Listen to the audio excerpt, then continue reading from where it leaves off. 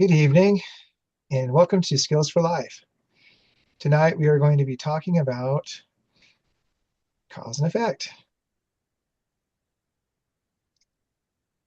We have 7 skills for life.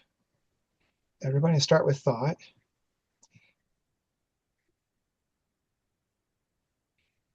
Thought creates reality, and as we think, so we are. All thought is creative, and every thought sends out creative energy. Next, we have perception. Your perception creates your reality, because what you see is probably, you might think is what you get, but it's actually what you're perceiving around you. And next, we have choice and accountability, where we learn that we always have choice, and your outcomes are the consequences of those choices. And of course, of other choices around you with people and situations. Next, we have cause and effect. Since energy is never lost, it must be resolved. So we tend to have things that come back over and over again, and we just basically we'll learn it on the next round, if you know what I mean. And next we have abundance and gratitude. Abundance really is a natural state of the universe. I believe that, for example, that money is everywhere. There is always everything you need when you need it. But there's a little bit of trust and be able to see it when it's sitting right in front of you. And next, I think our last one, nope, not last one, health and healing. Your mind directs your body. Since your body knows how to heal, you just need to help it along. An interesting thing I've noticed is that you can give commands to your body regarding your health. If you feel like there's a pain, there are ways to alleviate that pain simply by asking it or attending to what is wrong. Look up perhaps on the body chart, looking up what it basically is, the emotional or mental thoughts that are behind it. And by addressing it, you can actually cause that pain to alleviate. I've experienced it a lot, so I do it now quite consistently. And our last, 7th, is harmony and rhythm. Harmony comes from attunement. And attunement is meaning that we're tuning into healing frequencies, or we are making our lives more in line with what is the natural flow. We have a pattern where have, do, and be. You have to have money before you can start a business, and then do what you do as a business, and then have all the, and but we can do it in the reverse order, where we start out serving. We so be, we have those things that come from doing the service, and then or is it be, do, oh, be doing what we need to, and then having the rewards. Next, please. Okay, the Rapid community, we have a few little built-in help. My hair is on fire, HHF. We've had recently, once in a while, a message will come through. It's a no guilt, no shame way of asking for some help and just having some energy sent to you, prayers. And we'll just go ahead and keep moving, please. So next. And along the way, in our lives, we have the universal 2x4. It's when you kind of like when Homer from The Simpsons is going, no, because he realizes that maybe that choice wasn't the wisest. And of course, you hear that Homer going, no, no, no, a lot, and of course, if that doesn't get through to you, we have the Mack truck, just meaning a larger version of this, that like cancer or a divorce, or maybe you lose a job, or you've experienced some setbacks that really uh, make you wonder and consider your life choices. And the next, pain, as an acronym we have, is pay attention inside now. And I found that when we have a pain, for example, you suddenly have a pain in your gut, well, that oftentimes is associated with fear. And so you might think about, what is it that I'm really scared of and worried about? And hopefully, by making a few adjustments, you can basically, that pain will give you some guidance and some to take some action that is needed in your life. I believe that's the end of this. Okay. And when you find yourself making a very foolish set of thoughts, like, I hate that person, or I wish that, yeah, somebody cuts you off and you're calling them some name, you might say, oh, cancel that. I don't want to, because what you're doing is anything you put out, it's going to come back to you. So this is kind of a way to say, acknowledge that, okay, I admit it, I made a mistake, but let's go ahead and let's do it. Let's call it a mulligan, as they saw in golf. Let's take a mulligan and cancel that. And in case you do have a situation where you need a little more attention to, you have the 4-step self-care protocol. I actually did this today. I just had fits of anger and rage come up, and everything was triggering me. Really unusual for me. I don't get that point where I want to punch a hole in the wall very often. And I can attest that I had a session with my sister and Charlene, and she guided me through this process along with some other techniques with rapid eye technology. And I felt the anger being exchanged for, um, you know, I forgot what I exchanged it for now. I, But the way I felt after I finished the process, I also found myself writing things that I didn't realize I wrote.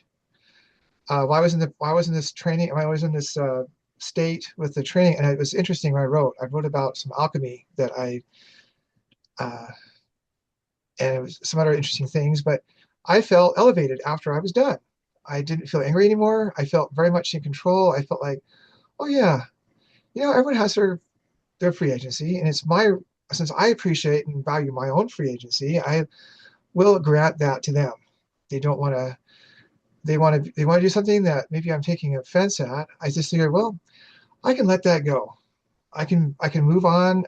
There's plenty of other people in the world that are available to experience in a different way.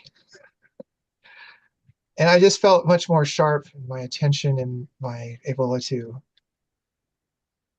And I'm thankful for that because I know last time I had a lot of anger, I came down with a serious case of cancer. So I do highly avoid. I do avoid anger like that. Tonight I have a little slideshow. It's a little interactive exercise about cause and effect.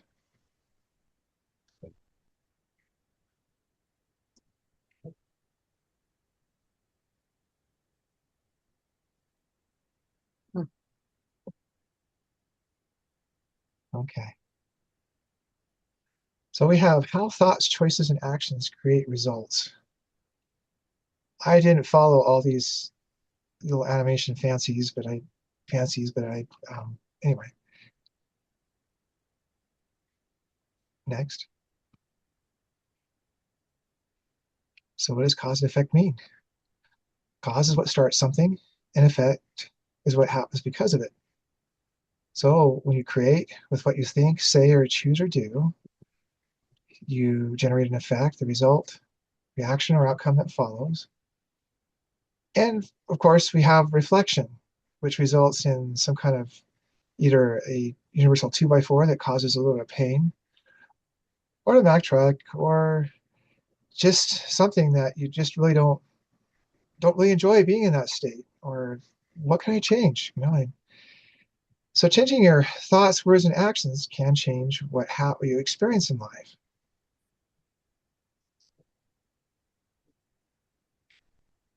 So there's basically a kind of a cause and effect chain.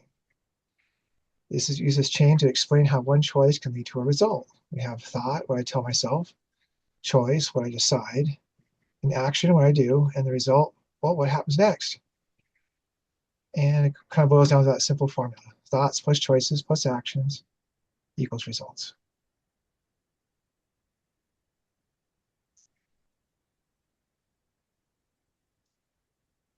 So an example, uh, didn't study for my quiz like I should have. And so the effect, I may earn a low score and feel frustrated.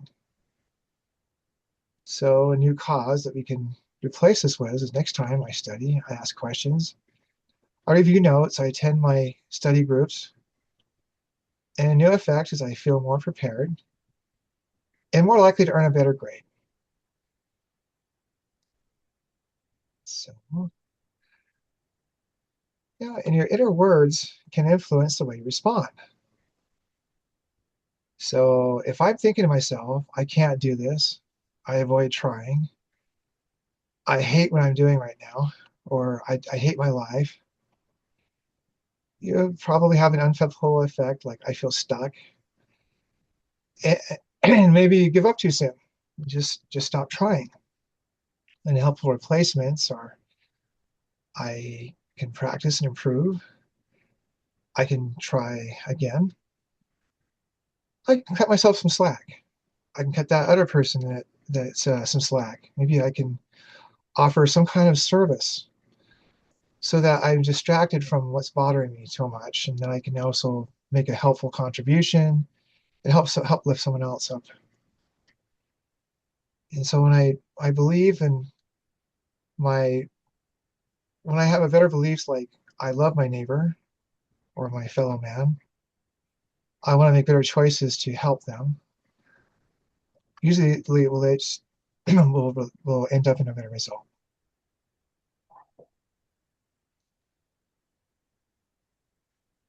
Example three. But in relationships, um, if we are rude, we're telling people to go away or arguing with them about things like a political belief that won't make any difference at all because neither one will change their mind about something.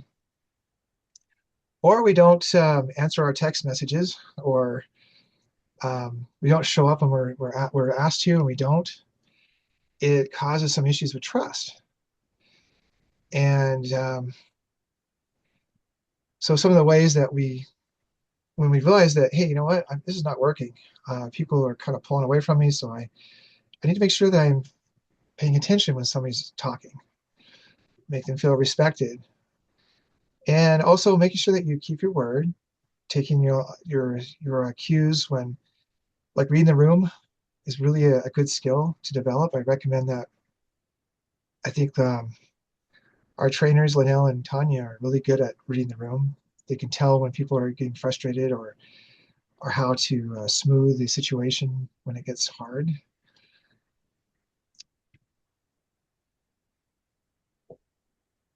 And I think the next, okay.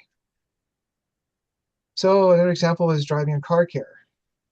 You skip the upkeep, you don't change the oil, you're driving carelessly, which might lead to breakdowns or accidents.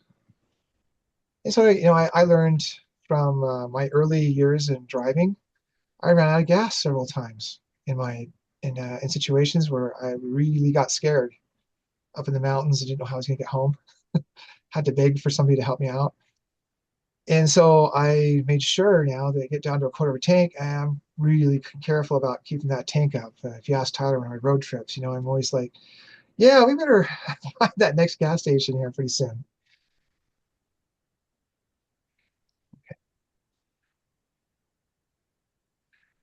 So Tanya, can you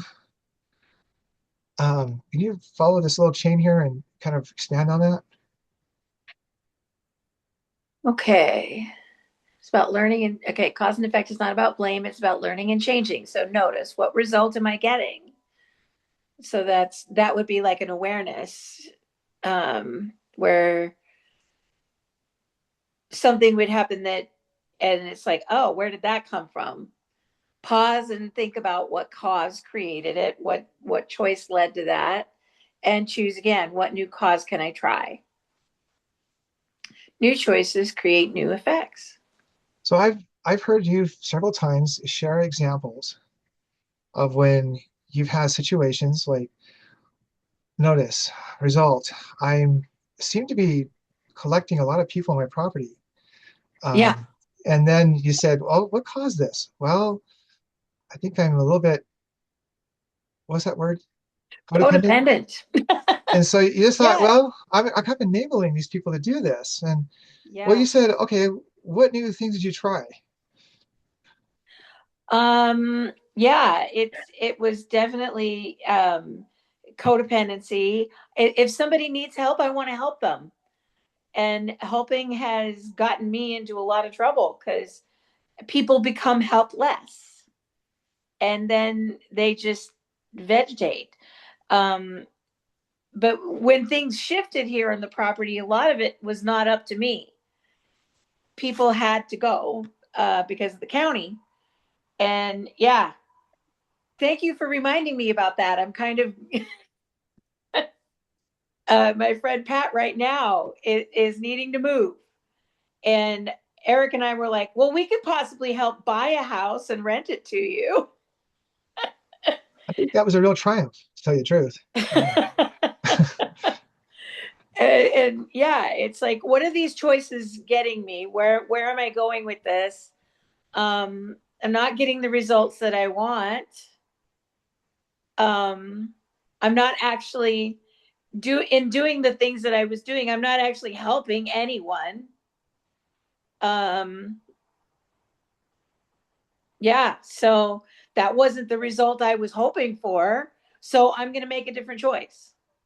I'm going to remove myself from the situation, or, something else will come up, or come up with a different solution. But what I was doing isn't working.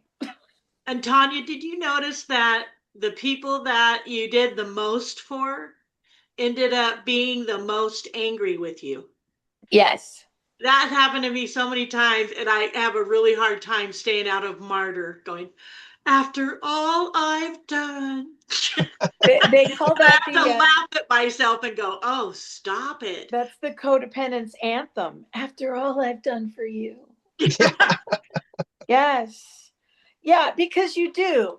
You think you're doing a good thing. You really do. You think this person really needs some assist, they need help.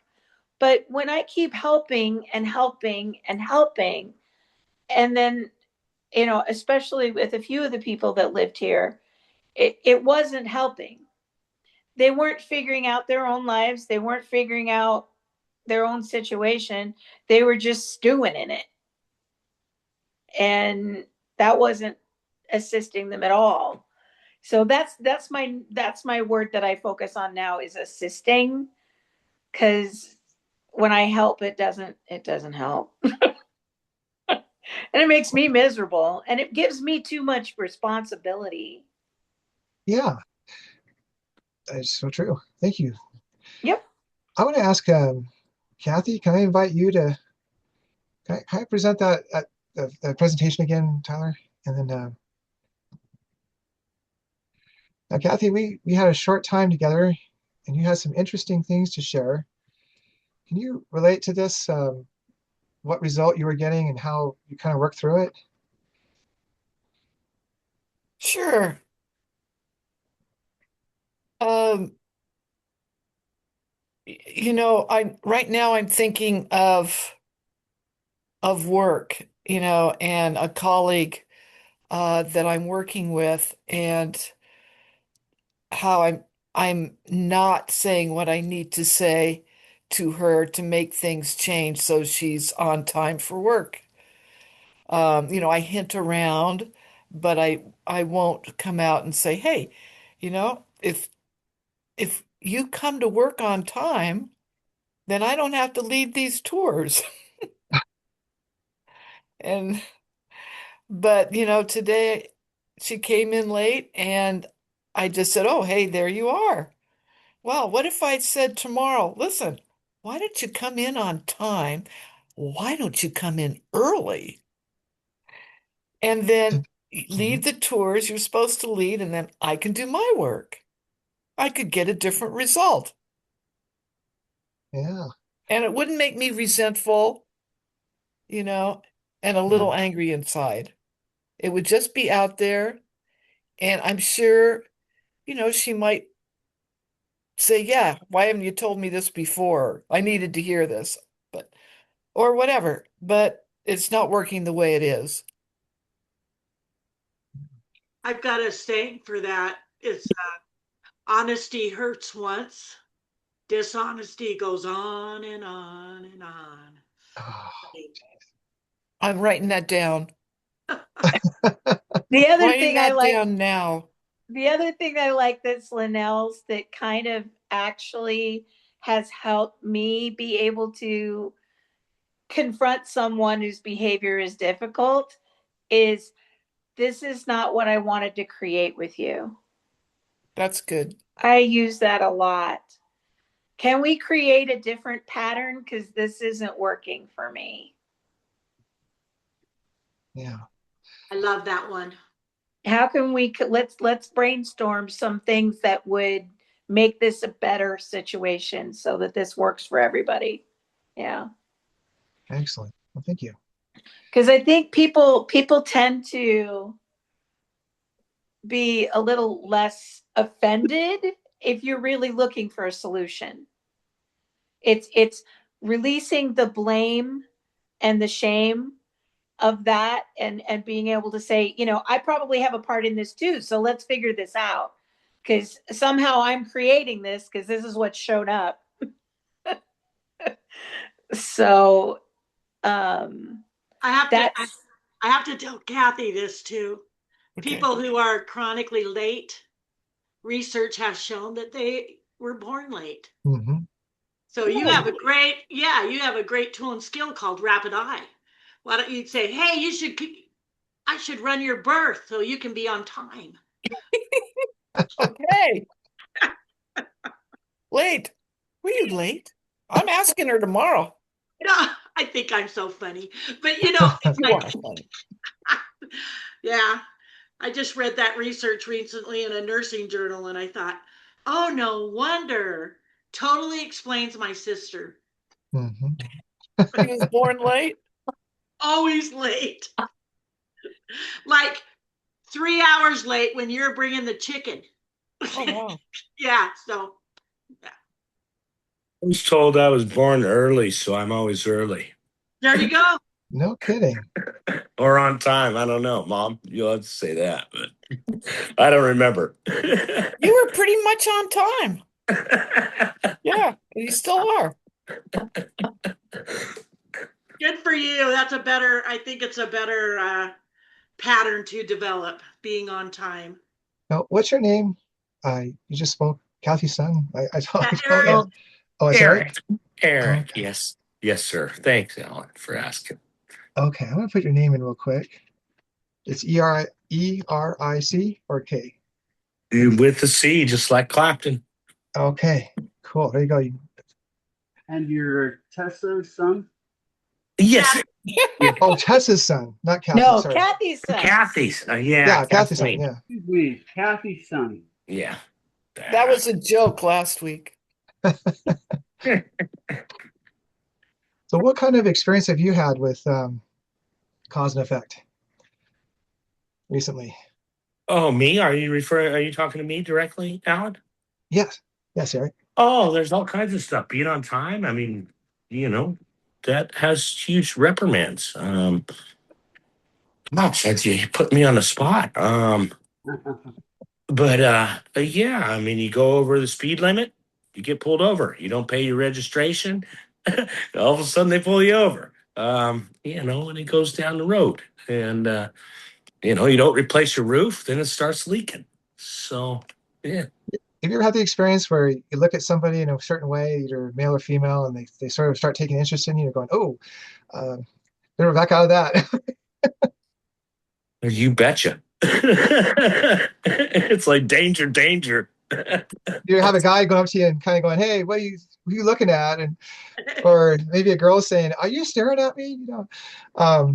Just interesting the different situations you can get in just by simply being human. Oh, bet, you bet. You bet. Oh, thank you. And Benna, I'll put you on the spot. What results are you getting in your life right now? Yes. So there's a lot of things, but the most recent one that I'm seeing is I have, as you guys or some of you guys know, I have two older boys. My youngest one moved like 2 months ago. And everything that I taught him about life and how to be responsible and everything, like it's just been so interesting. I'm seeing it from my point of view. It's like, okay, now you're playing the game of life. I want to see how you go about it. And he stumbled a little bit, but he has learned and scraped himself and be like, okay, I got to do this, I got to do that. And he'll call me for advice and I'll give him the advice. But then I'm like, what are you going to do? What are you thinking? Because I used to be the problem solver for him, but he's 20 years old now. So it's like, okay, you want to leave the nest? That's great. Awesome. Okay. And I'll give him advice and guide him through. And it's been so amazing how he hasn't given me, I give up, mom, I'm coming home, which I will receive him open with open arms, right? But I love how he's resolving his problems and he's rocking at it. Even though he's gotten some scrapes and some dirt, but he'll wash himself out, put a band-aid, and keep going. And I think that is awesome because life is about tripping so many times and learning because we evolve, right? When we do that. And it's just been so beautiful to see my son like that.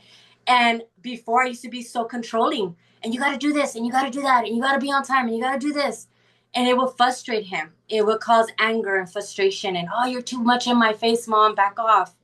And now that the table has turned and I have let go, which is a beautiful thing, I'm seeing the results and it's about his journey. And I'm just being that parent that's just seeing and, I'm going to be there no matter what. But it's been beautiful to see the cause and effect in that by just letting go and letting him be. And bravo to him, hats down that he wants to be independent.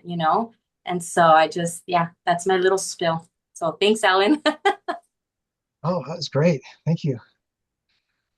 Great example. Um, hey, Nancy, you probably see a lot of cause and effect. You're working up in with rockets and all, and at NASA. Can you share anything with something that's happened recently? Actually, the one I'm thinking of is I had one of the people I worked with, he we both we worked in an area you had to have a secret clearance. And he was right at the point of if he didn't get his clearance, they were going to let him go because his year was running out. So he had that frustration on him. But he showed up 4 o'clock at my door, at my office door, Wow. and he was shaking. He was so mad, and he was focused at me Huh. and was telling me how I thought he was incompetent and that I had been pulling on his uh, shirt.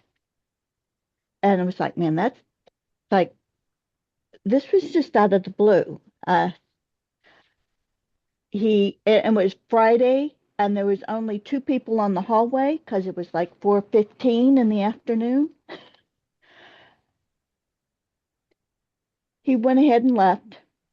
And so I went to somebody and asked them, what do I do? Not what I do, sorry. I went to someone and talked through it.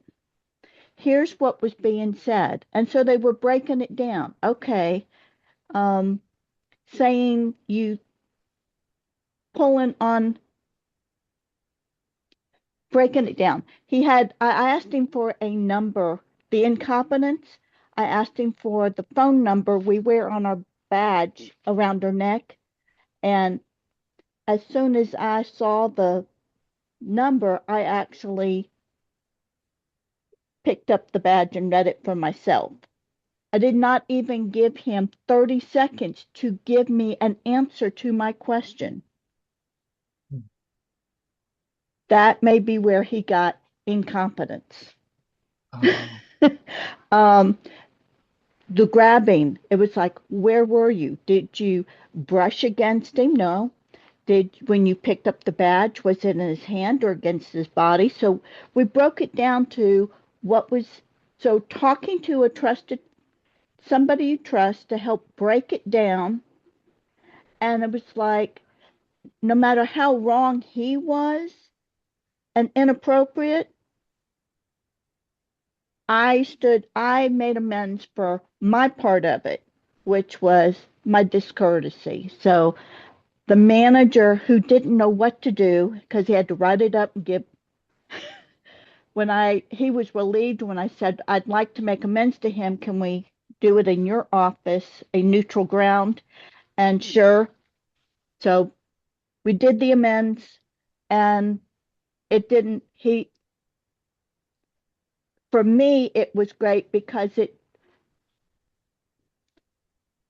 I took responsibility for my actions. So cause and effect. Um, so I cleaned up my side of the street. But it was just doesn't matter how wrong they are. What is it that I was putting out that I actually caused this? It didn't help that he was that a week later he was let go, but because but that was his deal. But that's my story. It's just owning up to my side of the street and what is it I put out that caused it. Good accountability. thank you. That was great accountability. And the point is that you actually helped to make amends. You did what you could. You and that's part of the whole idea is that you can make another choice. The motto is when you're wrong, promptly admit it. Yeah, good. Um, Lauren, I'm gonna call you out here a little bit. I've seen you a couple times. You've been kind of quiet, and I Yes. do you have anything you can share or want to share?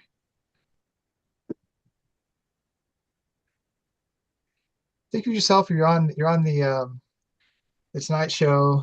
You're the celebrity. I'm kind of putting you on the spot because everybody's interested to hear what you say, and you know. You are. I'm just listening. I don't have any comments, so I'm just enjoying. Okay.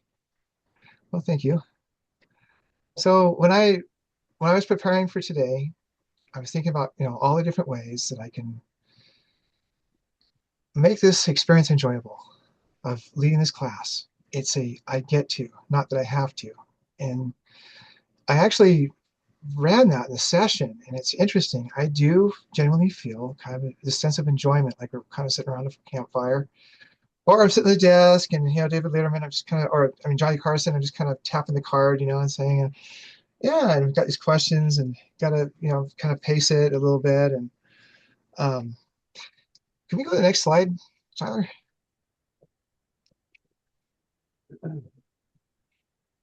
So, all right.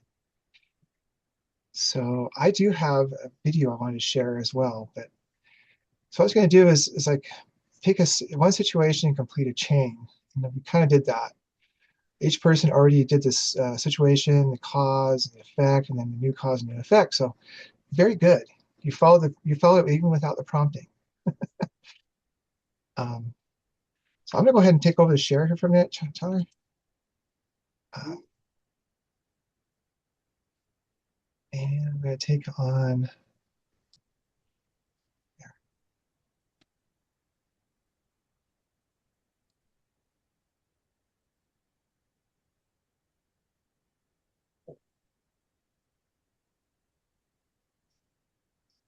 I'm not hearing it. Darn. Well, one of the cause when you do a share okay,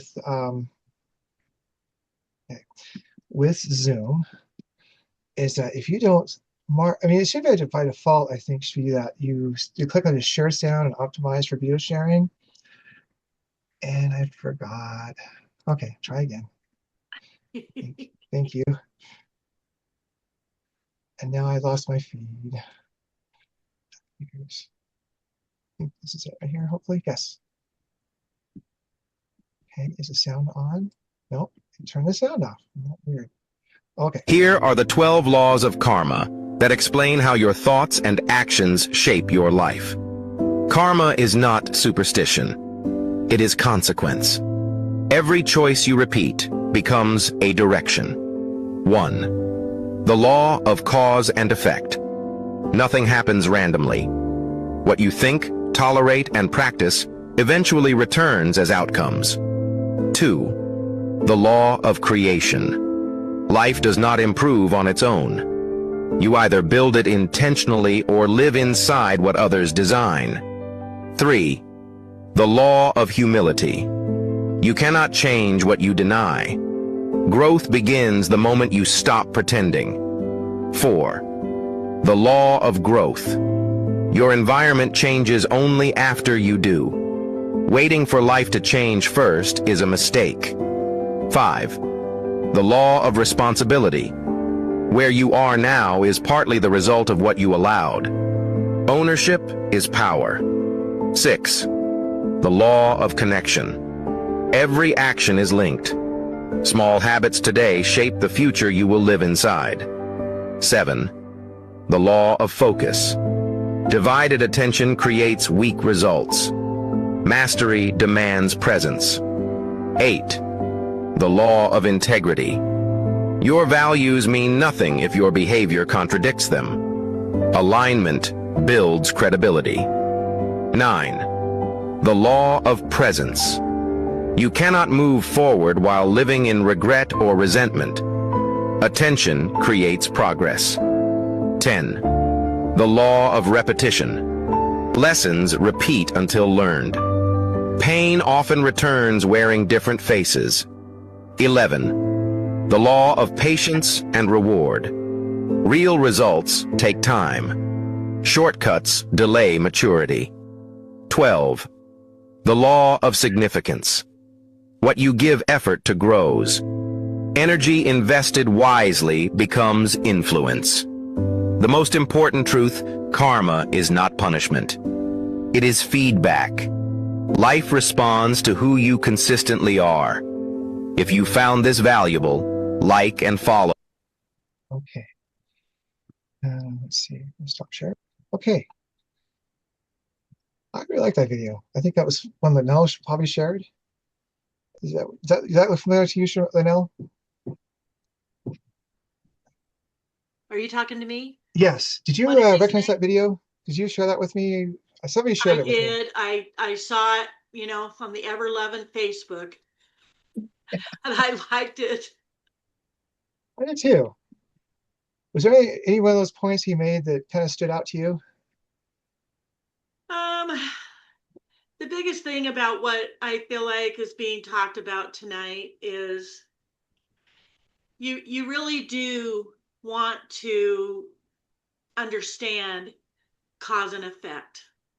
If you can really get it that you had something to do with what has shown up in your life, you release all victim and you go, oh, if I have something to do with what's shown up, then I can change it too. If you don't ever take ownership that you created what you have, then you can't change it as much. And it doesn't mean that you weren't treated unfairly. It doesn't mean that other people were, whatever, mean. And I think that often. I'm like, wow, why are you mean? And but I just think I just don't waste my energy trying to beat myself up on what did I do wrong that this happened in my life. I just know something somewhere did, and that makes me go, oh, good. Well, then I can change it. And I feel less victimized by it, Yeah. whatever it is that has happened. And I mean, I get it sometimes really bad. I get victimized by my tractor. Okay. It's like, again, really? And I know that it has been really good for me to work this land and this property. I feel responsible, not just for it, to it. And I have learned to love that what we become responsible to, we end up loving. That's And true. that includes people and situations and things in our life. So I really do. There's one last thing is I think of that Chinese story of the lady who hated her mother-in-law so much. And her mother-in-law asked her to please, her bones hurt or something, to rub this lotion on her every day, you know. So for months and months, she did spend that time out of duty rubbing this lotion on her mother-in-law. And an interesting thing happened after a few months is that she learned more about her mother-in-law and who she was and why she was the way that she was. And she ended up loving her where she didn't before. She thought she only hated her. So I think that helps me understand that service is the highest form of love. And if I really want the learning out of an experience or a situation, I try to figure out some way to show up in service and because I'd like to get back to, I really do believe that love is the answer and love is the solution, even to pretty mean stuff. And I guess that's what I have to share. Thanks. Thanks, Will. Tessa, can I put you on the spot? I love hearing from you. You've always got some great stories about cause and effect, about your life, and what you found interesting solutions to things that. Can you think of one that you've? I can't really. I'm not good at coming up with things off the top of my head, but I will share. I was just having this conversation actually yesterday. Um, and this is somebody that he's from Iran. So he was explaining to me a little bit about his belief system of learning in that culture about karma. And he's like, karma is real. And I said, well, what is karma to you? And he said, well, it could be anything. It could be if you're outside and you break a stick or a tree and you don't say sorry to that tree, you don't acknowledge that you created something not good for that tree. He said, so something could happen like you stub your toe and your toe hurts for 2 weeks. Well, it could be that energy exchange you had with that tree. And he said that this energy is always working in motion. So I think what I took away from that conversation is to be very mindful of what our actions are.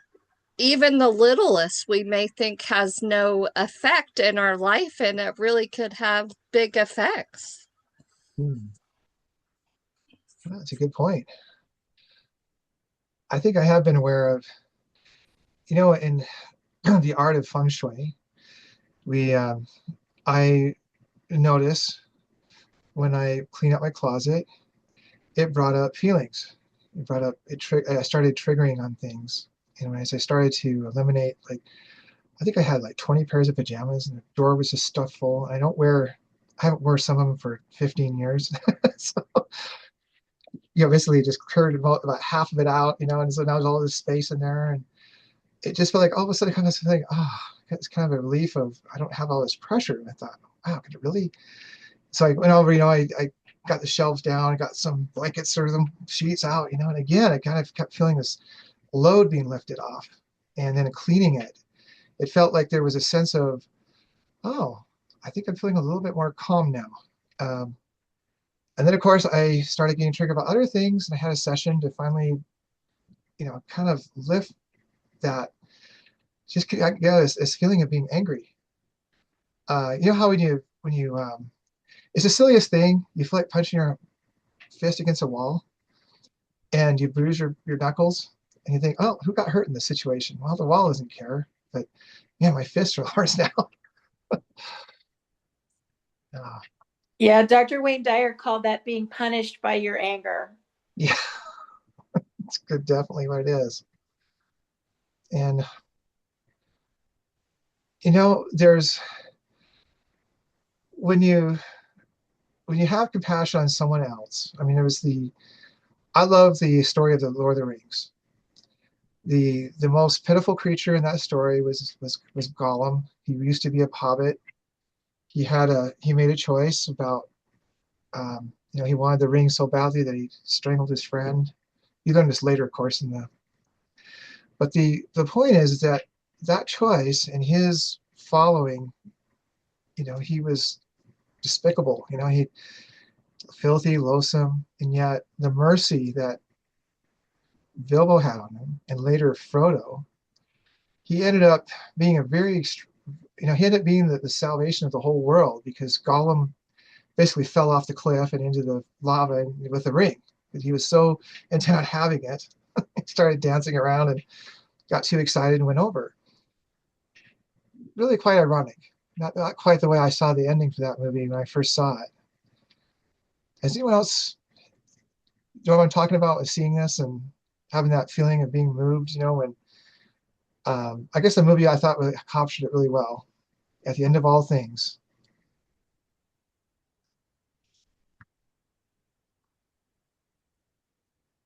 And Tyler, Yeah. I guess it's time to have you put in the spotlight. And Okay. Ask me the question again. well, what can you just share something about cause and effect that you've experienced maybe recently, or just something that kind of has come up for you lately? I'll answer your question with a question. Sure. Have you ever experienced it immediately? Now, I've experienced immediate cause and effect before that I wouldn't have suspected otherwise was related to anything I caused. And that's opened my eyes about how near effects are by things that we do. And you have to experience it for yourself to know that it's a real phenomenon. The thing is I have too many examples, so I'm going to try to find one. Um, oh yeah, I mean, just there was a time I was upset at somebody or someone, and I couldn't lock my car door. Now here's the thing, that may sound simple and that may sound like it's superstitious, but it's examples like this that if you've ever experienced it before in real time, it doesn't always happen instantaneously. Maybe it's just a product of recognition. But if you've ever been in situations like that, you know it's a real phenomenon. And you also know it's a phenomenon that if you rectify the situation, like calm down in your case, because you said that you've been angry around electronics and they all go haywire, Oh, right? yeah. That's right. So if you rectify the situation, cancel that, or you just take a step back, take a deep breath, and make some conscious choices about what you've gotten yourself into, it really helps, first of all, not to recreate it, and secondly, to make your situation better. Yeah. Well, I've seen many times when your patience and you're willing to share and explain your point of view, it makes it easier to get along with you. It's a cause and effect, in a relationship, as a friendship, and I just thought I'd point that out too. I really learned a lot from you that way. Thank you. Can we, I think you have a music video. Could you just tee it up and kind of talk about what went into it? And So I think some of you've seen it before. I know Bennett has. I think, have you seen it, Linnell? I don't know which one you're doing. It's called Height Times Width and Length. Yes. You saw Love that? it. It's a good one. So Linnell, you've seen that then, huh? I think so. Okay. If it's the one I'm thinking of. so we're still on the presentation, the PowerPoint. Yeah, I'm trying to Okay. give me just a second. This had a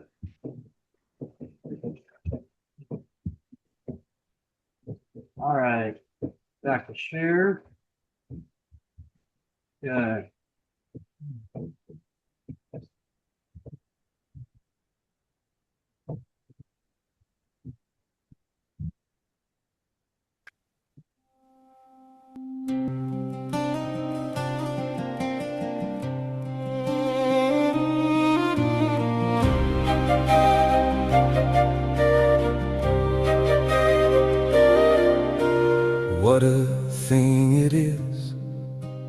contemplate the trek of a moment just beginning, and how it builds on just one step.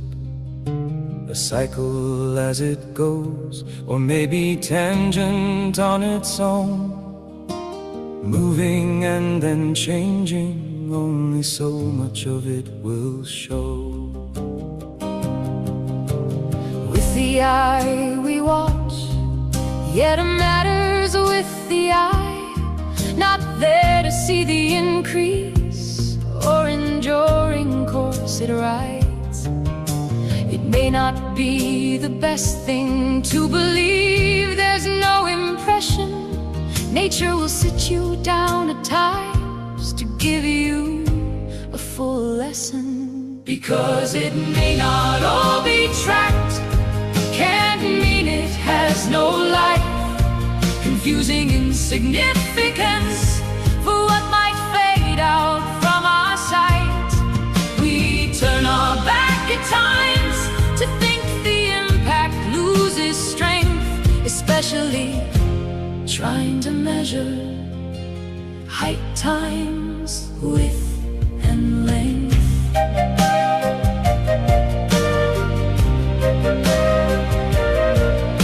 Dispersion is all over, no channel to direct. The flow of it ongoing, passing through with every fence.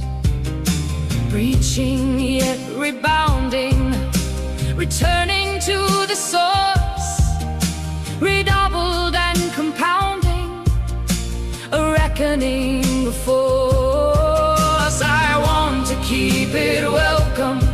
I'd rather devote time to the way that I deliver, steering how it might ride, not just on a doorstep somewhere distantly, keeping in mind it's coming back to where it first was seen. Because it may not all be tracked, can't mean it has no life. Confusing insignificance for what might fade out from our sight. We turn our back at times to think the impact loses strength, especially trying to measure height times width and length. All forms of influential lessons from origin to end. Nothing goes uninfluenced, and dissipation spreads right from the center. It pushes its way out. From there in all directions, it travels all around. Because it may not all be tracked, can mean it has no life. Confusing insignificance for what might fade out from our side. We turn our back at times to think the impact loses strength, especially trying to measure height times width and length.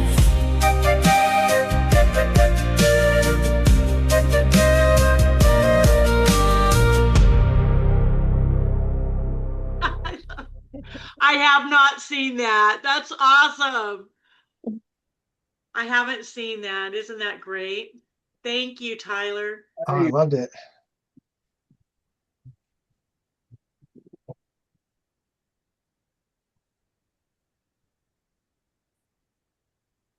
Sorry, hang on. That was great. I really like that. Wow. Thank you. And I can honestly say Mom Renee would love that. Yeah. She talked about the music quite a bit. She really enjoyed that you guys were doing this. I like the memorial at the end. That's sweet. That was. Hey, Alan. Yes. So, I think we should ask you, what is your biggest example of cause and effect that you've experienced? You could put up on a wall that you could say, hey, this is like the perfect example that I could give for cause and effect in my life. Well, I trained for 3 hours a day, you know, endured a lot of pain for a couple of years. I was at my peak of physical conditioning. I could run, swim, I could do basically a triathlon, I mean, really in good times too. And then I started getting sick. I didn't realize that I had a tumor growing in my gut. And I mean, in the back, it was extending. So it was really confusing. And when I went into the image, with the x-ray, and they give this page and it's got must have 100 check boxes on it of all the different things. And the only thing I had on there had perfect blood pressure. All my vitals were perfect. And I had one thing, cancer or tumor or whatever. And the guy says, wow, that's a new one. I've never seen that before. It's like, did you feel anything? No, I had nothing else. It's in really good health. Otherwise, it was just that. And when I started the journey, I had to really humble myself to say, well, there's going to have to be some changes here. My back started to hurt a lot, and I discovered that the tumor had been crushing the two of the vertebrae. And I found that I had to adjust. So as I went through 12 weeks of chemo, the tumor shrunk, and I got immediate relief. It was just the last few weeks.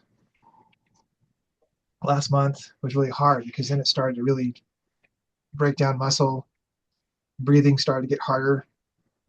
There was a specific one was just, that's one of the side effects.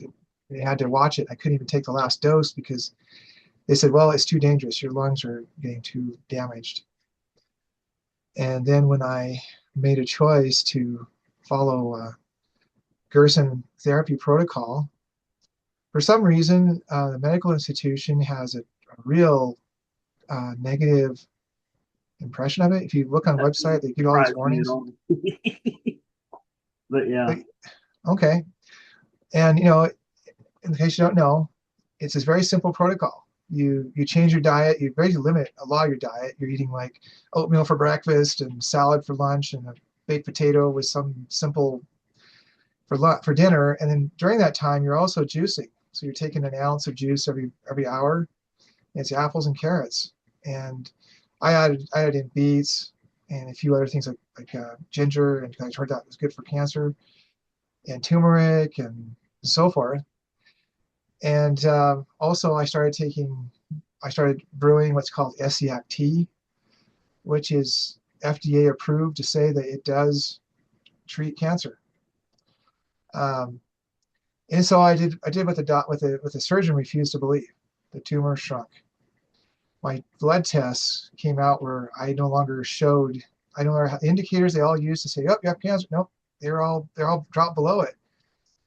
And when I asked him, I said, hey, your own blood tests are, kind of confirming this worked. And he says, I'm sorry, I just can't believe, I can't accept that. But you're going to die. That's what he said. And I felt really angry at the time. But then it kind of, what I basically concluded eventually was that, well, that's just, from his perspective, that's just the view he had to take. Couldn't accept anything that fell outside of his purview, or I guess out of the medical model, because they'll basically yank his license, I guess, or something like that if he accepted anything I was saying. And so the cause and effect of it was that I learned that I have to be very careful with anger. I still have that tumor, by the way. It's very small now. It shrunk down to the point where it's barely can see it, but